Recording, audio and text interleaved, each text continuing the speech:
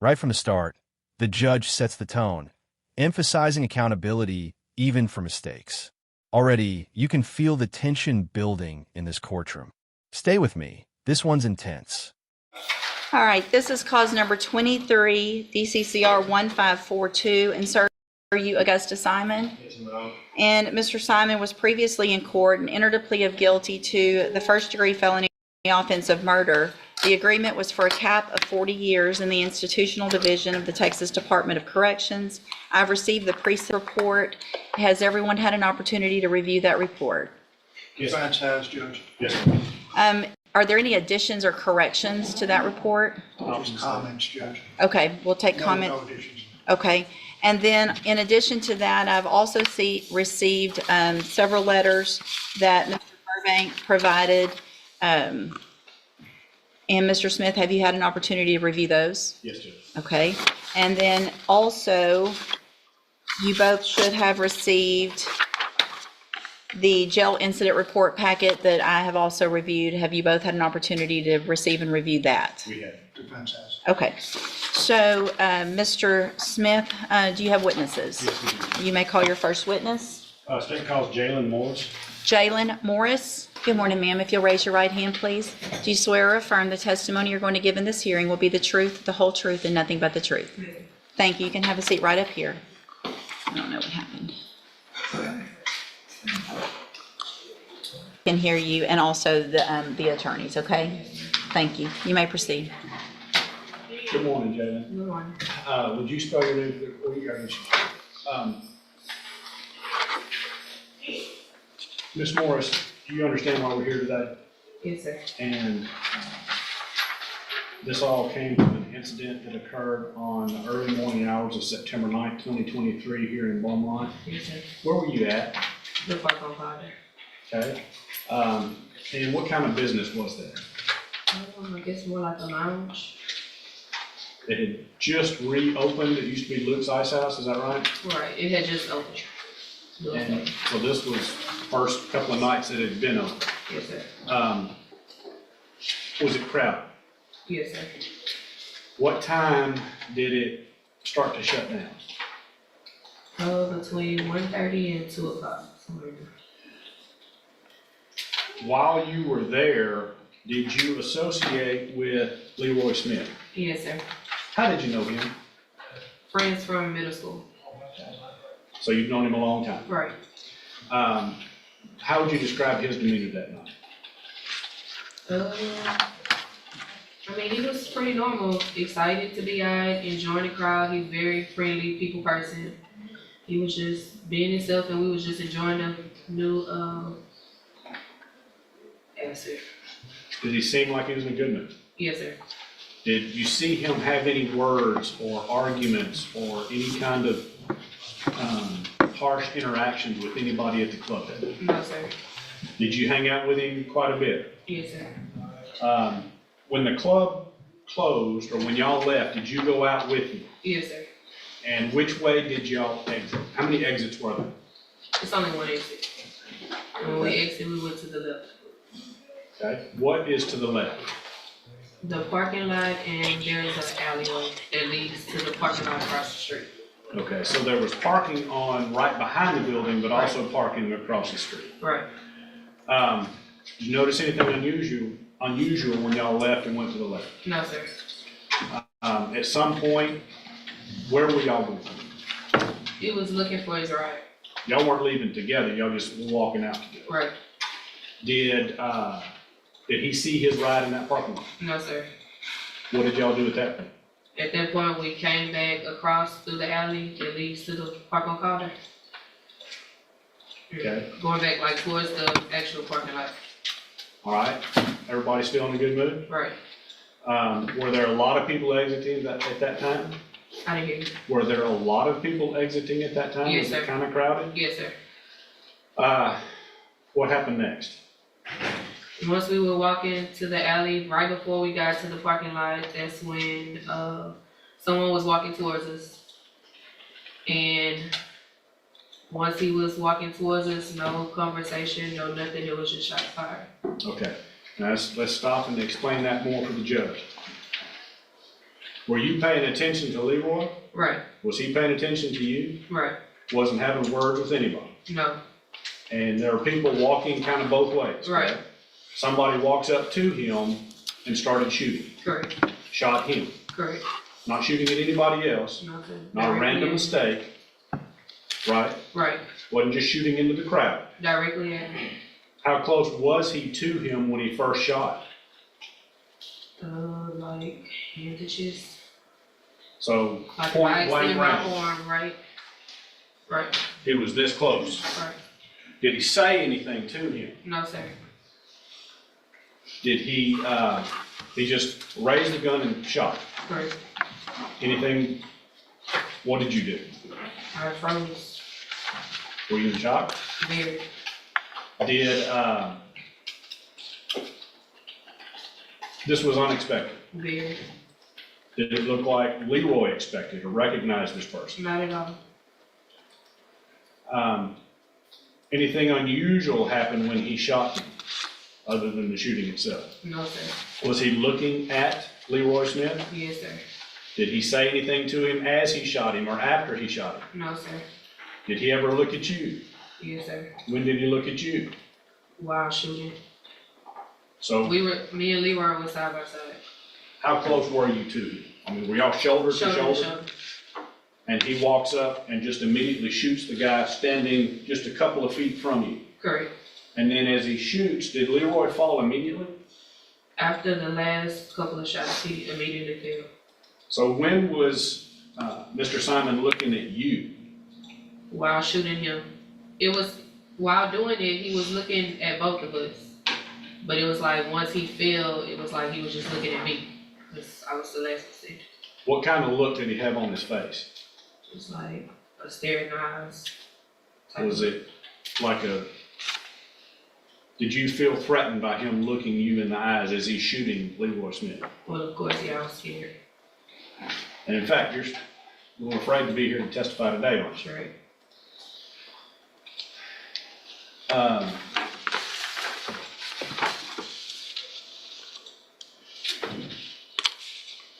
After he shot Mr. Smith, what did he do?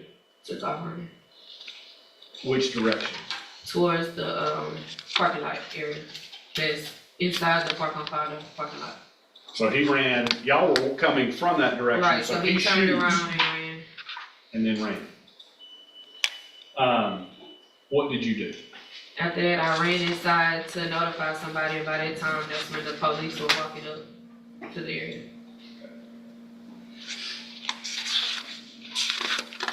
Did you ever see Leroy Smith talking to Augusta Simon that night? No, sir. Did you ever even notice Augusta Simon until he walked up and shot Leroy Smith? No, sir. And was this, in your mind, unprovoked? Yes, sir. That's what it is. Thank you. Mr. Burbank? Good morning, Ms. Morris. Good morning. I just have a couple of questions. During the investigation, there was evidence that said that Mr. Simon and the victim had some words inside the club.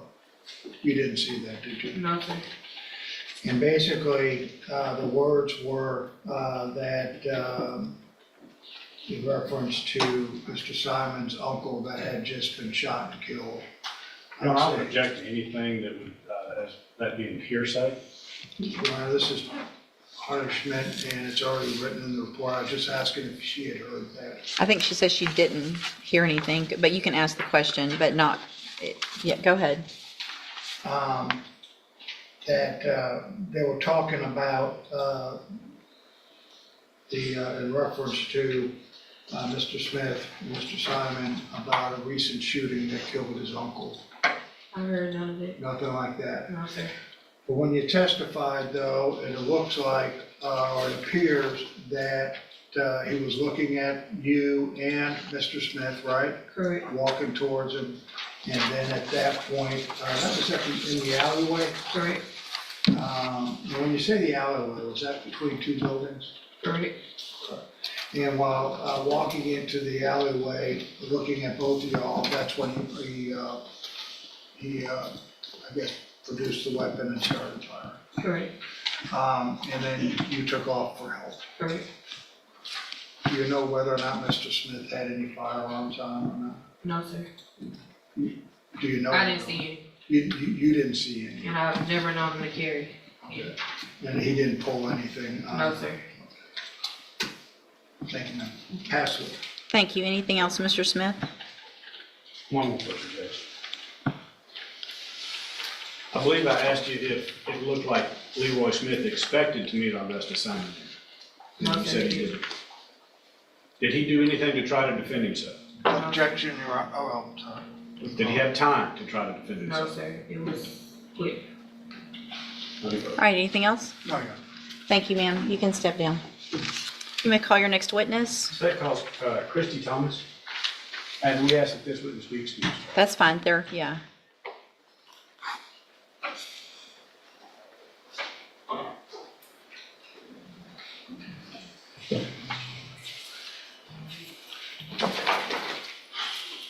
Good morning, ma'am. Would you please raise your right hand? Do you swear or affirm the testimony you're going to give in this hearing will be the truth, the whole truth, and nothing but the truth? Thank you. You can have a seat.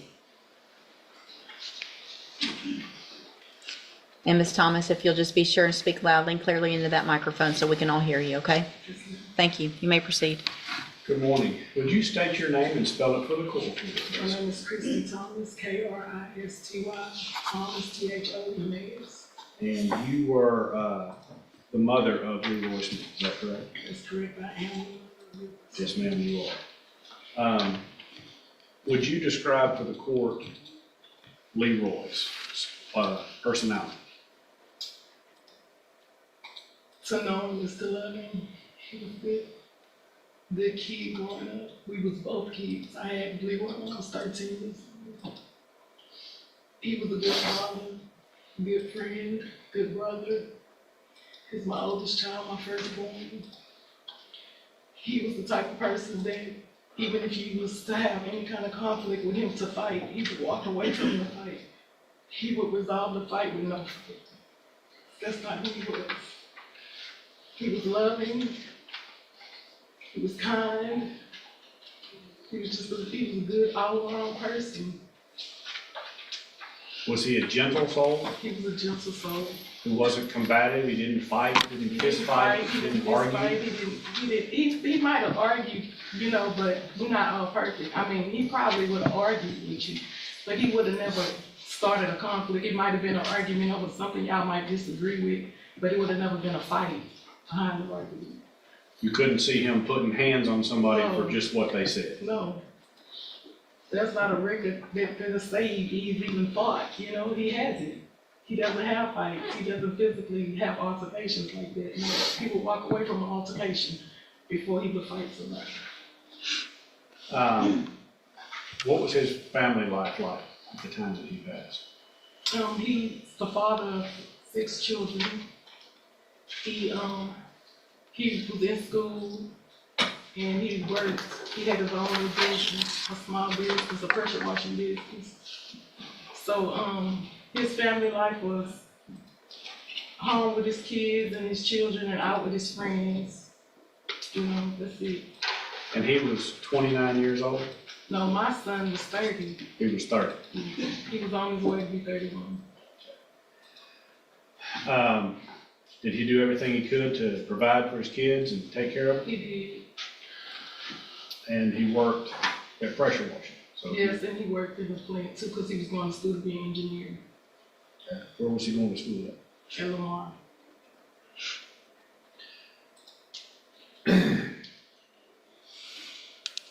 How has his death impacted you? I'm tormented. That was my son, my firstborn child. I have to hold everything together with even grief. Grief never go away. Grief only get lighter. It's heavy. But my children took it very hard. That was their big brother. His children, I have them all the time. They suffer even with nightmares, about their dad being gone. They don't understand. not easy when you lose a child. It's very hard. He wasn't ready. He loved life. And I just feel like his life was cut so short for no reason. He loved life. I can't even see him in agreement with the fact that he's gone, you know, like, we can't help it. When we gone, we gone. But I just know that he wanted to live. He didn't want to die. And that's what hurt the most. That he wanted to raise his children. He wanted to be a good father. He was a good son, too. He called me every day and asked me how I was doing. We had a really good relationship. He was very humble. A humble person, period. And a forgiving person, too. That's what Mr. Thank you. Any questions? Ms. Thomas, I'm sorry for your loss. No questions, Judge. Thank you, Mr. Burbank. Thank you, ma'am. You can step down. State calls Judge Smith. What's your first name?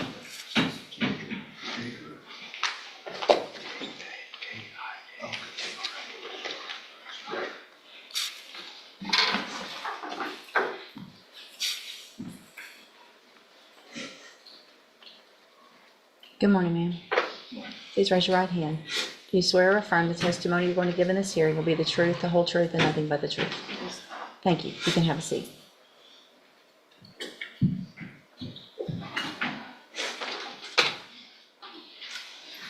Go ahead. And just make sure you try to speak loud and clear into that microphone. Good morning. Would you state your name and spell it for the court, please? Kiara Smith, Kiabra Smith, that's my switch. And how are you related to Leroy Smith? That's my big brother. How was your relationship with Leroy? Everything. Everything. That was my big brother. I watched him do everything first. I watched him graduate first. I watched him go to college. I watched him do everything first. So that was my motivation. Did he give you a good example Yes, of the he way did. he lived his life? Yes, he did. Did you try to emulate the things that he did? Yes. How has this affected you and your family? It has affected us mentally, spiritually, and emotionally. He is not here. My brother is not going to come back. And at the end of the day, when you're going through something like this, it's not a time when we grieve every single day. It don't matter how long ago it feel like it just happened to somebody else. It seems like it just happened to us. And when you grow up with somebody every day in your life, you know, like a sibling relationship, that's one of the most greatest relationships. Our parents kind of joined us a little too late, you know, but when you grow up with somebody every single day in your life, and they just took it, it's not right. So yes, it has a tremendous impact on us. And I'm an officer for the state of Texas too. And my brother, he wasn't there to be able to watch me walk across that state to become a sergeant for the state of Texas. You know what I'm saying? But at the end of the day, what's done is done.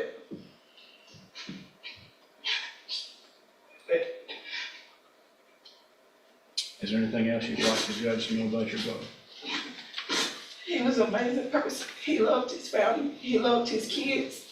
You know, he got 6 kids that's here by himself. He was the #1 provider for them. My brother had a pressure washer business and he was in school. He had a whole life to live. He still has so much greatness to do in this world. Ain't nobody God. You're not God to determine whether you're going to give somebody life or take life away from them. His journey, his path that God still had over his life, it was cut short. So no, he's not here to finish the work that he still has done.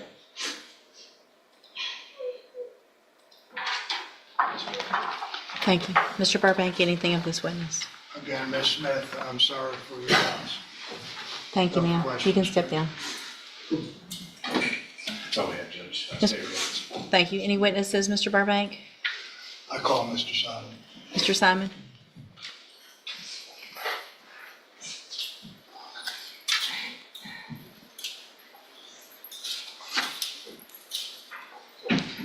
Mr. Simon, if you'll stop right there, raise your right hand the best you can. Do you swear or affirm the testimony And here's the sobering reality. The defendant admits it was a mistake, acknowledges the irreversible damage done. For those watching, this is a stark reminder. Choices have consequences, and the court doesn't just weigh evidence, it weighs lives.